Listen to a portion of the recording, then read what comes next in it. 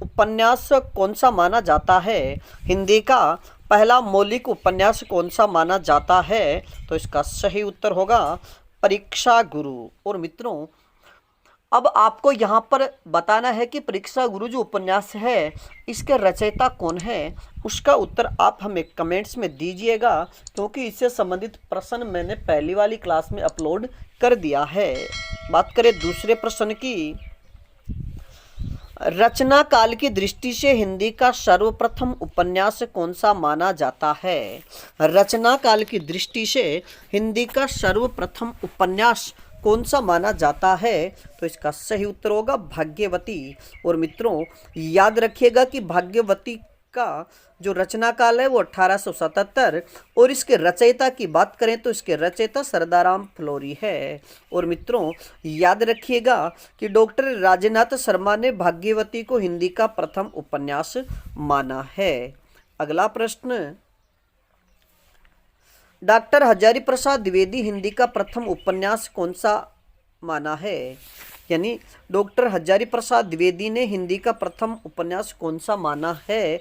तो इसका सही उत्तर होगा पूर्ण प्रकाश चंद्र प्रभा। अगला प्रश्न, शिव नारायण श्रीवास्तव ने हिंदी का प्रथम उपन्यास किसे माना है? शिव नारायण श्रीवास्तव ने हिंदी का प्रथम उपन्यास किसे माना है? तो इसका सही उत्तर होगा रानी केतकी की कहानी। और मित्रों, याद रखिएगा कि रानी केतकी की कहानी के रचयिता ईसा अल्लाह खां है। और मित्रों, यह एक उपन्यास न होकर के एक कहानी है। अब बात करें आज के अगले प्रश्न की। देवकी नंदन खत्री के भूतनाथ उपन्यास को किसने पूरा किया था? देवकी नंदन खत्री के भूतनाथ उपन्यास को किसने पूरा किया था? तो इसका सही उत्तर होगा उनके पुत्र दुर्गा प्रसाद खत्री ने। मित्रों, याद रखिएगा कि जो भूतनाथ उपन्यास के इसके रचयिता देवकी नंदन खत्री है, लेकिन यह उपन्यास पूरा नहीं हो सका था। इसके बाद इस उपन्यास को पूरा करने का कार्य उनके पुत्र दुर्गा प्रसाद खत्री ने किया था। अगला प्रश्न, मुंशी प्रेमचंद का हिंदी में मूल रूप से लिखित उपन्यास कौन सा है? मुंशी प्रेमचंद का हिंदी में मूल रूप से लिखित उपन्यास कौन सा है? तो इसका सही उत्तर होगा कायाकल्प। और इसका रचना काल, अगर इसके रचना काल की बात करें तो 1925 में इसकी रचना की गई। मित्रों, याद रखिएगा कि मुंशी प्रेमचंद के जो पहले उपन्यास थे वो अरबी फारसी भाषा में लिखे गए थे, लेकिन मूल रूप से हिंदी में लिखा गया उनका उपन्यास कायाकल्प है, जिसका रचना काल 1925 है। अगला प्रश्न, भारतीय कथा साहित्य की प्रथम नारी पात्र सुमन किस उपन्यास में चित्रित है?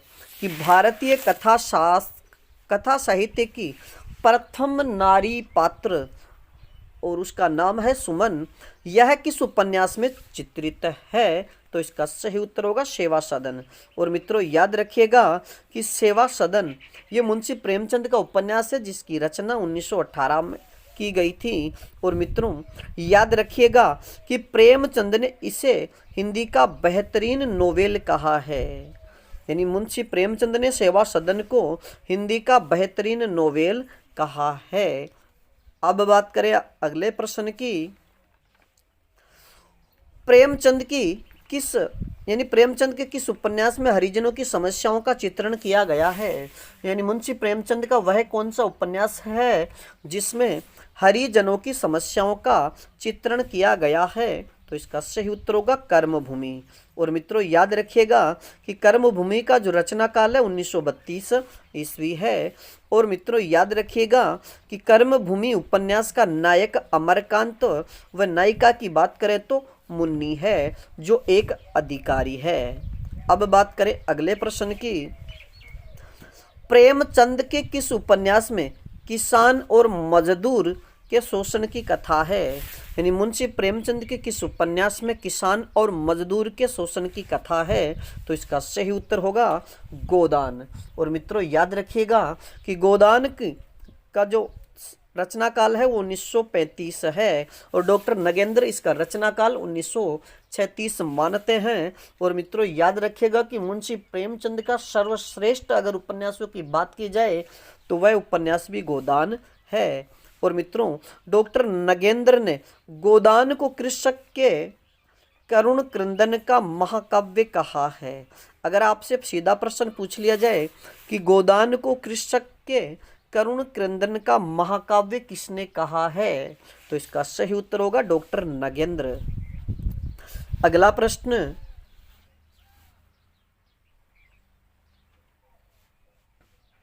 सिया राम शरण गुप्त के उपन्यास किस पर आधारित हैं? सिया राम शरण गुप्त के उपन्यास किस पर आधारित हैं? तो इसका सही उत्तर होगा गांधी दर्शन पर आधारित मनोवैज्ञानिक सामाजिक उपन्यास।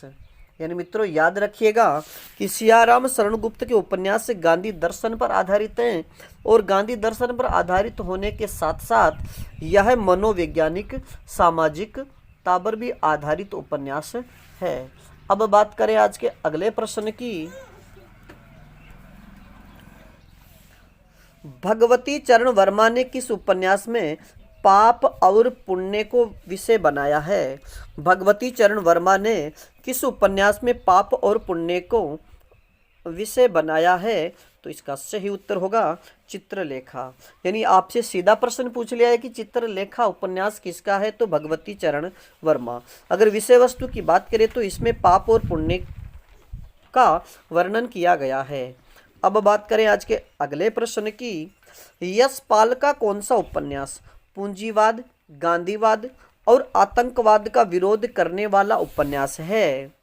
यानी यशपाल का कौन सा उपन्यास पूंजीवाद, गांधीवाद और आतंकवाद का विरोध करने वाला है?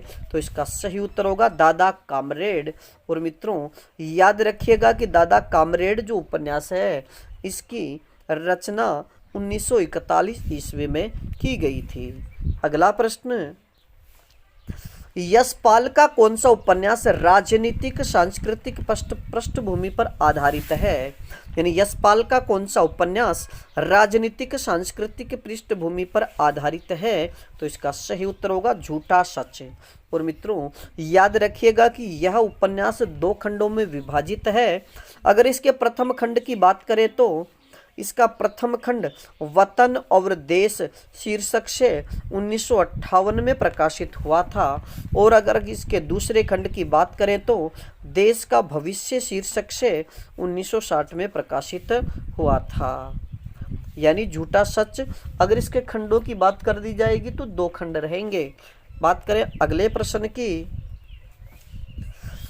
हजारी प्रसाद द्विवेदी ने चारूचंद्र लेख उपन्यास की कथा कहाँ से ली है? यानी हजारी प्रसाद द्विवेदी ने चारूचंद्र लेख उपन्यास की कथा कहाँ से ली है? तो इसका सही उत्तर होगा प्रबंध चिंतामणि से। अगला प्रश्न, रांघेय राघव का कौन सा उपन्यास नटों की जिंदगी को उजागर करने वाला है? यानी रांघेय राघव का कौन सा उपन्यास है जो नटों की जिंदगी को उजागर करने वाला है? तो इसका सही उत्तर होगा कब तक पुकारूं। और इसके रचना काल की बात करें तो 1957 में ये रचित है।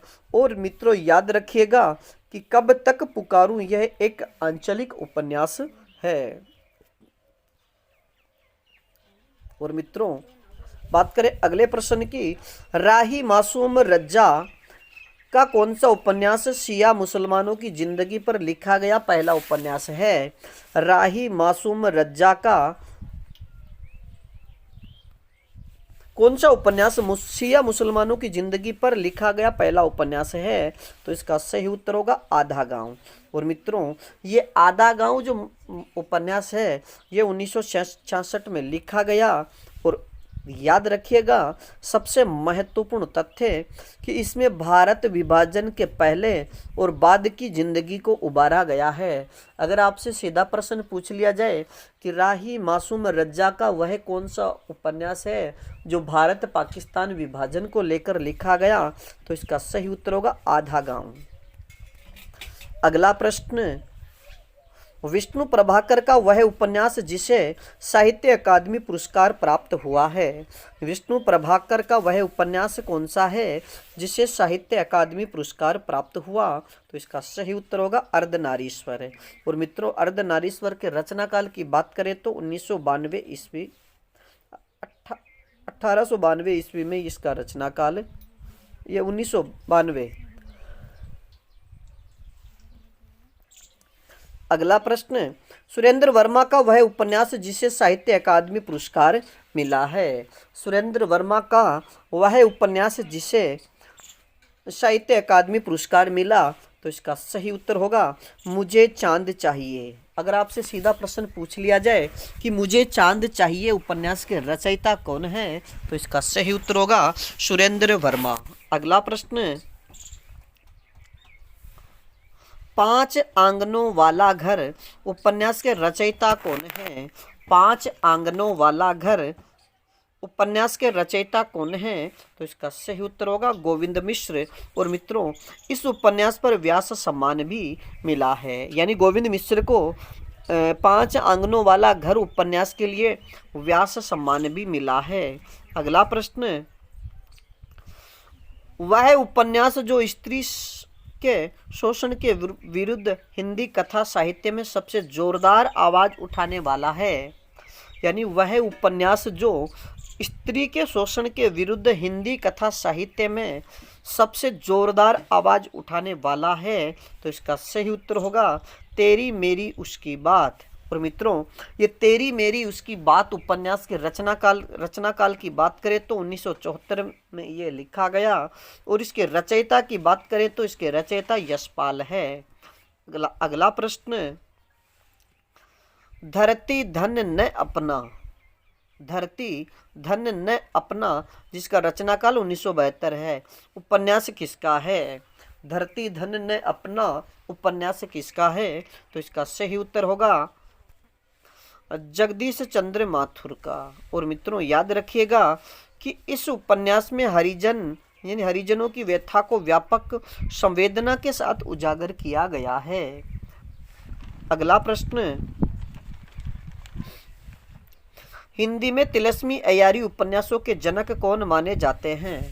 हिंदी में तिलस्मी अय्यारी उपन्यासों के जनक कौन माने जाते हैं? तो इसका सही उत्तर होगा देवकीनंदन खत्री। अगला प्रश्न,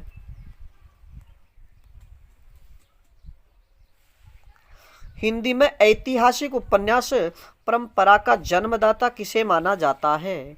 हिंदी में ऐतिहासिक उपन्यासों के जन्मदाता कौन माने जाते हैं? तो इसका सही उत्तर होगा किशोरीलाल गोस्वामी। अगला प्रश्न, हिंदी का प्रथम ऐतिहासिक उपन्यास कौन सा है? हिंदी का प्रथम ऐतिहासिक उपन्यास कौन सा है? तो इसका सही उत्तर होगा हृदय हारिणी। अगला प्रश्न, मुंशी प्रेमचंद किस प्रकार के उपन्यासकार माने जाते हैं? मुंशी प्रेमचंद किस प्रकार के उपन्यासकार माने जाते हैं? तो इसका सही उत्तर होगा आदर्शोन्मुख यथार्थवादी उपन्यासकार।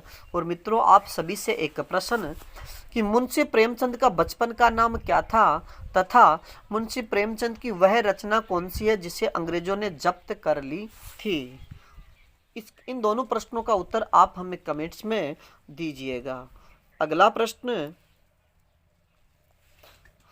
प्रेमचंद का वह उपन्यास जो अनमेल विवाह की समस्या को दर्शाता है, यानी मुंशी प्रेमचंद का वह उपन्यास कौन सा है जो अनमेल विवाह की समस्या को दर्शाता है? तो इसका सही उत्तर होगा निर्मला।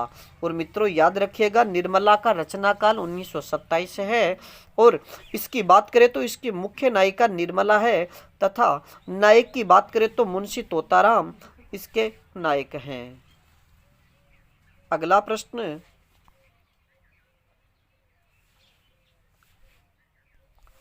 मुंशी प्रेमचंद का अधूरा उपन्यास कौन सा है? मुंशी प्रेमचंद का अधूरा उपन्यास कौन सा है? तो इसका सही उत्तर होगा मंगलसूत्र। अगला प्रश्न, कंकाल, तितली व इरावती उपन्यास किसके हैं? कंकाल, तितली व इरावती उपन्यास किसके हैं? तो इसका सही उत्तर होगा जयशंकर प्रसाद। और मित्रों याद रखिएगा कि जो इरावती उपन्यास है यह अधूरा उपन्यास है। अगला प्रश्न, पांडे बेचन शर्मा उग्र के उपन्यासों को घासलेटी साहित्य की संज्ञा किसने दी है? यानी पांडे बेचन शर्मा उग्र के उपन्यासों को घासलेटी साहित्य की संज्ञा किसने दी है? तो इसका सही उत्तर होगा बनारसी दास चतुर्वेदी ने। अगला प्रश्न, पत्रात्मक शैली में लिखा गया हिंदी का प्रथम उपन्यास कौन सा है? पत्रात्मक शैली में लिखा गया हिंदी का प्रथम उपन्यास कौन सा है? तो इसका सही उत्तर होगा चंद हसीनों के खतूत।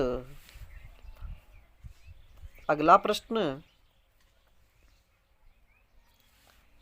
जैनेन्द्र कुमार का वह उपन्यास जिसे साहित्य अकादमी पुरस्कार मिला, यानी जैनेन्द्र कुमार का वह उपन्यास कौन सा है जिसे साहित्य अकादमी पुरस्कार मिला? तो इसका सही उत्तर होगा मुक्तिबोध। और मित्रों याद रखिएगा कि मुक्तिबोध का रचना काल 1965 है। अब बात करें आज के अगले प्रश्न की। मार्क्सवादी विचारधारा के सर्व प्रमुख उपन्यासकार कौन हैं?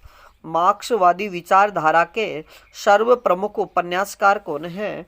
तो इसका सही उत्तर होगा यशपाल। अगला प्रश्न, गोस्वामी तुलसीदास के जीवन वृत्त पर लिखा गया उपन्यास कौन सा है? गोस्वामी तुलसीदास के जीवन वृत्त पर लिखा गया उपन्यास कौन सा है? तो इसका सही उत्तर होगा मानस का हंस। और मित्रों याद रखिएगा कि मानस का हंस जो उपन्यास है इसके रचयिता अमृतलाल नागर हैं। अगला प्रश्न, हिंदी का पहला आंचलिक उपन्यास कौन सा माना जाता है? हिंदी का पहला आंचलिक उपन्यास कौन सा माना जाता है? तो इसका सही उत्तर होगा मेला आंचल। और मित्रों मेला आंचल का रचना काल 1954 है। और आप सभी से एक प्रश्न कि जो मेला आंचल उपन्यास है उसके रचयिता कौन है, इसका उत्तर आप हमें कमेंट्स में दीजिएगा। अगला प्रश्न, नाचो बहुत गोपाल उपन्यास में किसका वर्णन किया गया है? नाचो बहुत गोपाल उपन्यास में किसका वर्णन किया गया है? तो इसका सही उत्तर होगा भंगियों के संघर्ष का। मित्रों अमृतलाल नागर का जो नाचो बहुत गोपाल उपन्यास है इसमें भंगियों के संघर्ष का वर्णन किया गया है। अगला प्रश्न, अमृतलाल नागर का वह उपन्यास जिसमें सूरदास का जीवन चरित्र वर्णित है। अमृतलाल नागर का वह उपन्यास जिसमें सूरदास के जीवन चरित्र वर्णित है। तो इसका सही उत्तर होगा खंजन नयन। और मित्रों खंजन नयन उपन्यास के रचना काल की या समयावधि की बात करें तो 1981 में इसकी रचना की गई थी। अगला प्रश्न, हिंदी का सर्वप्रथम जीवन चरितात्मक उपन्यास कौन सा है? हिंदी का सर्वप्रथम जीवन चरितात्मक उपन्यास कौन सा है? तो इसका सही उत्तर होगा झांसी की रानी। और मित्रों झांसी की रानी जो उपन्यास है इसका रचना काल 1946 है। अगला प्रश्न, मोहनजोदड़ो की वैभव संपन्न संस्कृति और उसके विनाश की कहानी किस उपन्यास में है? यानी जो मोहनजोदड़ो या सिंधु घाटी सभ्यता स्थल मोहनजोदड़ो की जो वैभव संपन्न संस्कृति और उसके विनाश की कहानी किस उपन्यास में है? तो इसका सही उत्तर होगा मुर्दों का टीला। और मित्रों याद रखिएगा कि मुर्दों का जो टीला उपन्यास है ये 1948 में लिखा गया। और इसके रचनाकार की बात करें तो इसके रचनाकार रांघेय राघव हैं। अगला प्रश्न,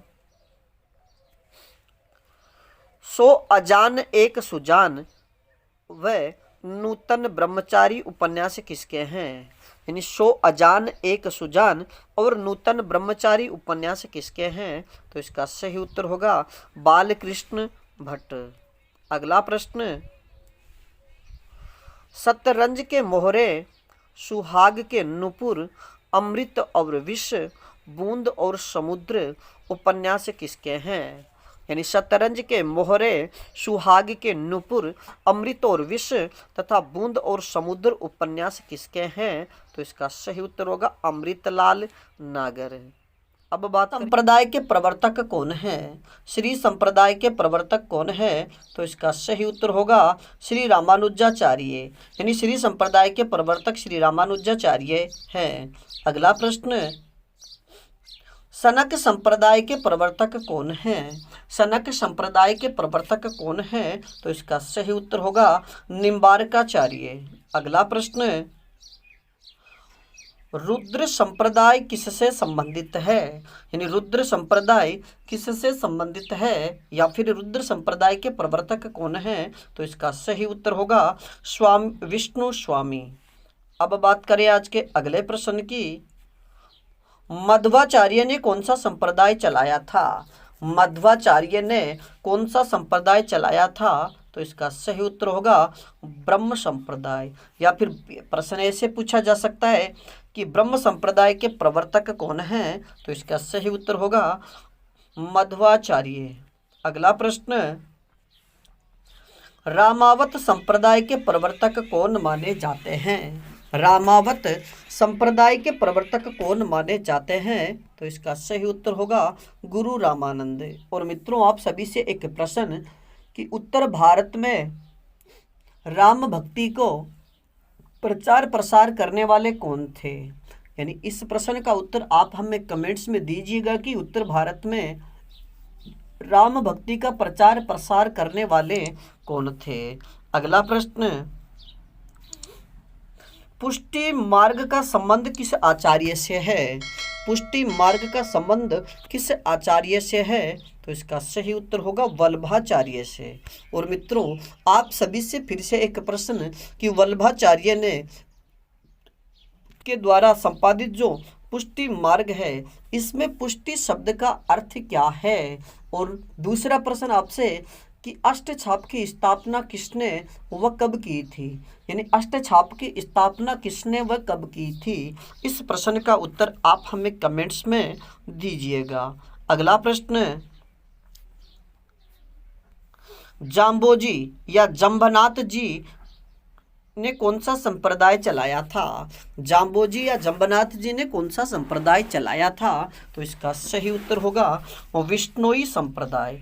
मित्रों, याद रखिएगा कि विष्णोई संप्रदाय के 29 नियम थे, 20 धन 9। तो इस प्रकार ये शब्द बना बिश्नोई। यानी बिश्नोई संप्रदाय के प्रवर्तक जाम्बोजी थे। अगला प्रश्न, राधा वल्लभ संप्रदाय के प्रवर्तक कौन हैं? राधा वल्लभ संप्रदाय के प्रवर्तक कौन हैं? तो इसका सही उत्तर होगा हित हरिवंश। यानी हित हरिवंश ने राधा वल्लभ संप्रदाय चलाया था। अगला प्रश्न, सखी या हरिदासी संप्रदाय का संबंध किससे है? यानी सखी या हरिदासी संप्रदाय किसने चलाया था? तो इसका सही उत्तर होगा स्वामी हरिदास ने। अगला प्रश्न,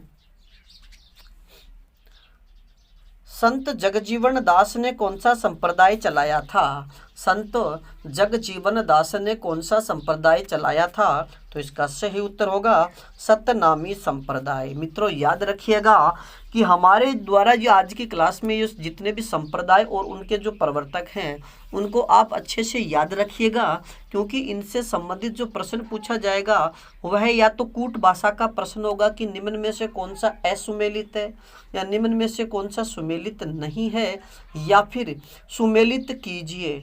इस प्रकार का प्रश्न आपसे पूछा जा सकता है। तो आप प्रमुख संप्रदाय और उनके जो प्रवर्तक हैं उनको अच्छे से याद रखिएगा। तो संत जगजीवन दास ने सतनामी संप्रदाय चलाया था। अब बात करें आज के अगले प्रश्न की, पर ब्रह्म संप्रदाय का संबंध किससे है? पर ब्रह्म संप्रदाय का संबंध किससे है? तो इसका सही उत्तर होगा संत दादू दयाल से। और मित्रों, याद रखिएगा कि दादू दयाल को राजस्थान का कबीर कहा जाता है। अगला प्रश्न, द्वैतवाद या दर्शन यानी द्वैतवाद दर्शन का संबंध किससे है? द्वैतवाद दर्शन का संबंध किससे है? तो इसका सही उत्तर होगा मध्वाचार्य से। अगला प्रश्न, चैतन्य महाप्रभु ने कौन सा संप्रदाय चलाया था? चैतन्य महाप्रभु ने कौन सा संप्रदाय चलाया था? तो इसका सही उत्तर होगा गौड़ीय संप्रदाय।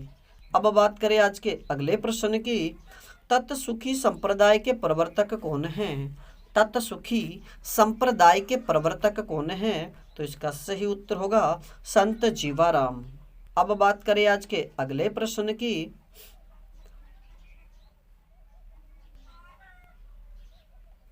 दास्य भाव या शरणागति भक्ति का संबंध किससे है?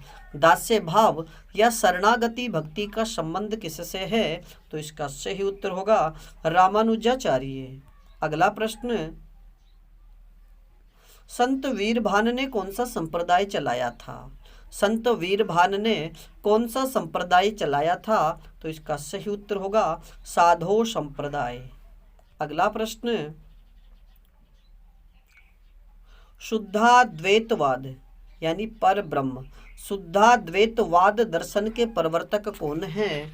शुद्धाद्वैतवाद के प्रवर्तक कौन हैं? तो इसका सही उत्तर होगा वल्लभाचार्य। यानी पुष्टि मार्ग के प्रवर्तक पूछ लिया जाए, अगर दर्शन में आपसे पूछ लिया जाए शुद्धाद्वैतवाद, तो उत्तर होगा वल्लभाचार्य। और मित्रों, वल्लभाचार्य जी ने यानी सूरदास के गुरु की बात की जाए तो सूरदास के गुरु वल्लभाचार्य जी थे। और वल्लभाचार्य जी ने सूरदास जी से कहा था कि तुम जो दास्य भाव की भक्ति है इसको छोड़ करके सख्य भाव की भक्ति करो। और उन्हीं के संपर्क में आने के बाद में सूरदास जी ने दास्य भाव की भक्ति छोड़ करके सख्य भाव की भक्ति आरंभ की थी। और मित्रों, अष्टछाप में जो 8 शिष्य हैं यानी 8 जो भक्त कवि हैं, उनमें 4 भक्त कवि वल्लभाचार्य के और 4 इनके पुत्र यानी वल्लभाचार्य के पुत्र विठलाचार्य के हैं। इस प्रकार 8 कवियों की जो मंडली है उसी को हम अष्टछाप कहते हैं। तो अब मित्रों, आप सभी से एक प्रश्न कि सूरदास की मृत्यु पर किसने कहा कि अष्टछाप का जहाज जात है, जाको कछु लेना हो तो ले? यह पंक्ति सूरदास के विषय में किसने कही? तो इसका उत्तर आप हमें कमेंट्स में दीजिएगा। अब बात करें आज के अगले प्रश्न की। मीमांसा दर्शन से संबंधित है यानी मीमांसा दर्शन से कौन संबंधित है? तो इसका सही उत्तर होगा जैमिनी। यानी जैमिनी का संबंध मीमांसा दर्शन से है। अगला प्रश्न, द्वैताद्वैतवाद से किसका संबंध है? द्वैताद्वैतवाद से किसका संबंध है? तो इसका सही उत्तर होगा निम्बार्काचार्य से। यानी द्वैताद्वैतवाद का संबंध निम्बार्काचार्य से है। और मित्रों, निम्बार्काचार्य जी द्वारा जिस ग्रंथ की रचना की गई उसका नाम है वेदांत परिजात भाष्य। अगला प्रश्न, विशिष्टाद्वैतवाद का संबंध किससे है? विशिष्टाद्वैतवाद का संबंध किससे है? तो इसका सही उत्तर होगा रामानुजाचार्य। और मित्रों, रामानुजाचार्य के ग्रंथ की बात करें तो श्री भाष्य, यानी रामानुजाचार्य ने श्री भाष्य की रचना की थी। अगला प्रश्न, शंकराचार्य का संबंध किस दर्शन से है? शंकराचार्य का संबंध किस दर्शन से है? तो इसका सही उत्तर होगा अद्वैतवाद से। आज की कक्षा का अगला प्रश्न, वैरागी दल के प्रवर्तक कौन हैं? वैरागी दल के प्रवर्तक कौन हैं? तो इसका सही उत्तर होगा स्वामी रामानंद। अगला प्रश्न, उत्तर मीमांसा या वेदांत दर्शन के प्रवर्तक कौन माने जाते हैं? उत्तर मीमांसा या वेदांत दर्शन के प्रवर्तक कौन माने जाते हैं? तो इसका सही उत्तर होगा बादरायण। अगला प्रश्न, रीतिकालीन कवियों को 3 श्रेणियों में विभक्त करने का कार्य किसने किया है? यानी रीतिकालीन कवियों को 3 श्रेणियों में विभक्त करने का कार्य किसने किया है? तो इसका सही उत्तर होगा आचार्य विश्वनाथ प्रसाद मिश्र ने। मित्रों, आचार्य विश्वनाथ प्रसाद मिश्र ने जो रीतिकाल के जो कवि हैं उनको 3 वर्गों में विभक्त किया है। अब बात करें आज के अगले प्रश्न की। आचार्य विश्वनाथ प्रसाद द्वारा रीतिकालीन कवियों की 3 श्रेणियां कौन सी है? यानी आचार्य विश्वनाथ प्रसाद मिश्र द्वारा रीतिकालीन कवियों की जो 3 श्रेणियां बनाई गई, तो वो 3 श्रेणियां कौन सी है? तो मित्रों इस प्रश्न का सही उत्तर होगा रीतिबद्ध कवि, रीति सिद्ध कवि और रीति मुक्त कवि। यानी उन्होंने रीतिकालीन कवियों की 3 श्रेणियां बनाई, जिसमें एक तो रीतिबद्ध कवि, दूसरे रीति सिद्ध कवि और तीसरे हैं रीति मुक्त कवि। अब बात करें आज के अगले प्रश्न की। डॉक्टर बच्चन सिंह ने रीतिकालीन कवियों को या रीतिकाल को कितने भागों में विभक्त किया है? डॉक्टर बच्चन सिंह ने रीतिकाल को कितने भागों में विभक्त किया है? तो इसका सही उत्तर होगा 2 भागों में। और मित्रों ये 2 भाग कौन कौन से हैं? तो एक तो बद्ध रीति और एक तो मुक्त रीति। अगला प्रश्न है, रीतिकाल के वे कवि जिन्होंने लक्षण ग्रंथ लिखने की परंपरा का पालन नहीं किया, अर्थात लक्षण ग्रंथों की परंपरा से पूर्णतः मुक्त रहे, उन्हें कहा जाता है। यानी रीतिकाल के वे कवि जिन्होंने लक्षण ग्रंथ लिखने की जो परंपरा थी उसका पालन नहीं किया, वरन लक्षण ग्रंथों की परंपरा से वे पूर्णतः मुक्त रहे, उन कवियों को क्या कहा जाता है? तो इसका सही उत्तर होगा रीति मुक्त कवि। यानी जो लक्षण ग्रंथ लिखने वाले जो कवि थे उनको आचार्य कवि कहे गए, और जो लक्षण ग्रंथ लिखने वाले आचार्य कवि थे वे रीतिबद्ध कवि कहलाए। लेकिन जिन्होंने लक्षण ग्रंथ लिखने की परंपरा का पालन किया ही नहीं, वे कवि रीति मुक्त कवि कहलाते हैं। बात करें अगले प्रश्न की। रीति मुक्त काव्य धारा को और किस नाम से जाना जाता है? रीति मुक्त काव्य धारा को और किस नाम से जाना जाता है? तो इसका सही उत्तर होगा स्वच्छंद काव्य धारा। अगला प्रश्न, प्रमुख रीति मुक्त कवि कौन कौन से हैं? प्रमुख रीति मुक्त कवि कौन कौन से हैं? तो इसका सही उत्तर होगा, मित्रों याद रखिएगा कि जो रीति मुक्त कवि हैं इनसे संबंधित प्रश्न पूछा जाता है कि निम्न में से कौन सा कवि रीति मुक्त कवि नहीं है। तो आप जो भी रीति मुक्त कवि है उनके नाम अच्छे से याद रखिएगा। पहले कवि की बात करें तो घनानंद, आलम, बोधा, ठाकुर और द्विजदेव। यानी ये जो 5 कवि है ये रीति मुक्त काव्य धारा के प्रमुख कवि माने जाते हैं, आलम, बोधा, ठाकुर, घनानंद और द्विजदेव। अगला प्रश्न,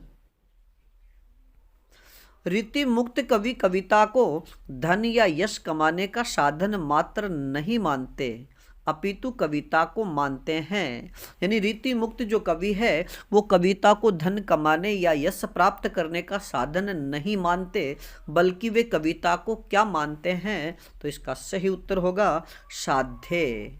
अगला प्रश्न,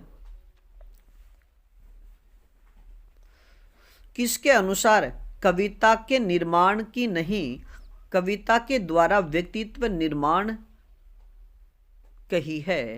यानी किसके अनुसार कविता को कविता के निर्माण की नहीं बल्कि कविताओं के द्वारा व्यक्तित्व निर्माण कहा है? तो इसका सही उत्तर होगा घनानंद। यानी घनानंद का मानना है कि जो कविता है उसका निर्माण नहीं होना चाहिए, यानी कविताओं के द्वारा हमारे व्यक्तित्व का निर्माण होना चाहिए। ये किसने कहा?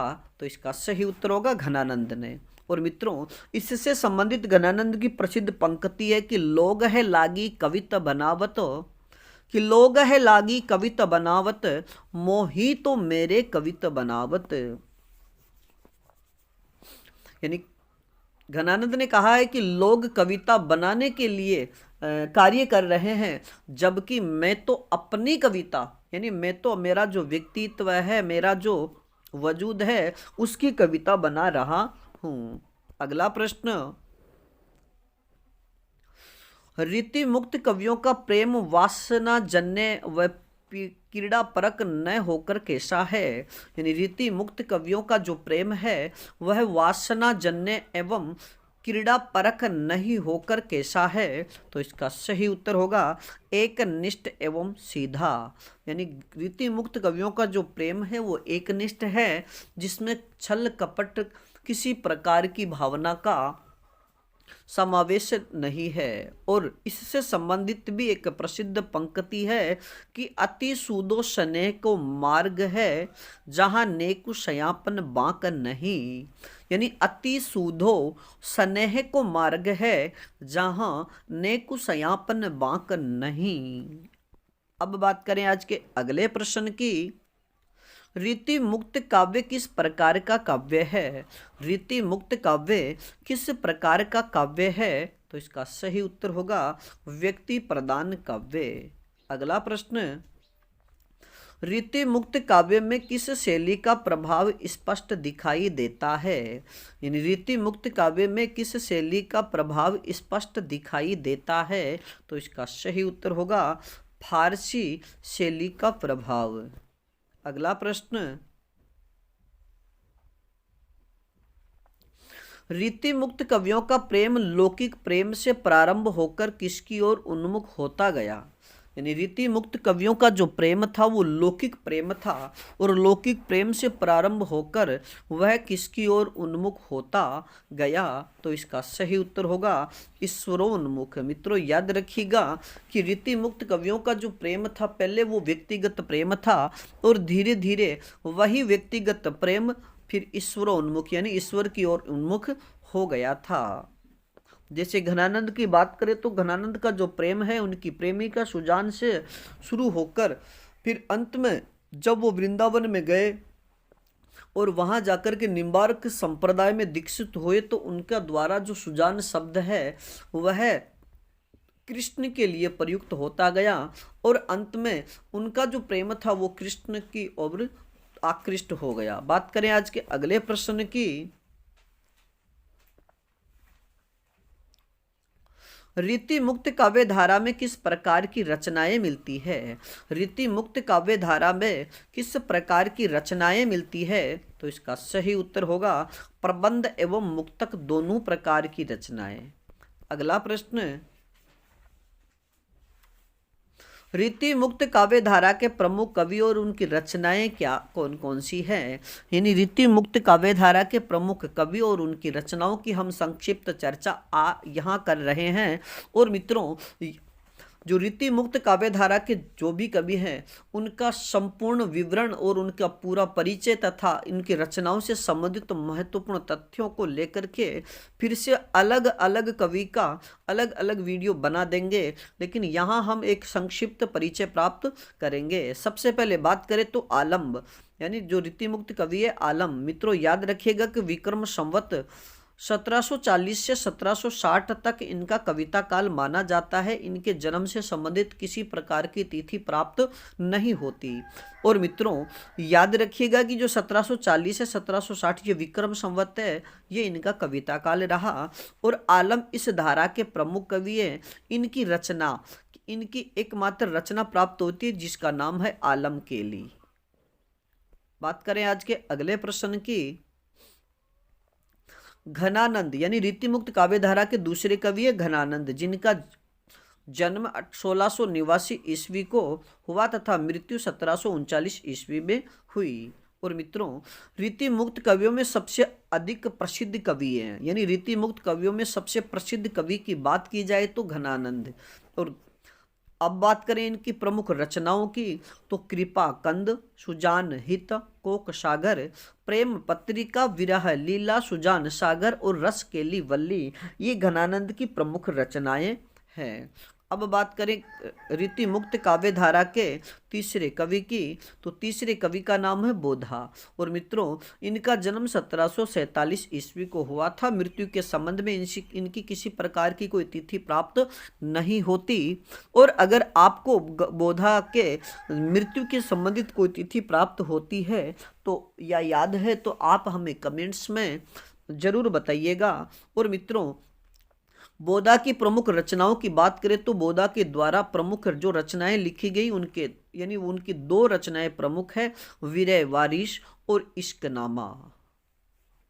अगला प्रश्न, ठाकुर, यानी रीतिमुक्त काव्य धारा के चौथे जो कवि है उनका नाम है ठाकुर, जिनका जन्म 1766 ईस्वी व मृत्यु 1823 ईस्वी को हुई। और मित्रों, इनकी प्रमुख रचनाओं की बात करें तो ठाकुर की भी प्रमुख रचनाएं दो ही मानी जाती है, एक ठाकुर टशक और दूसरा ठाकुर शतक।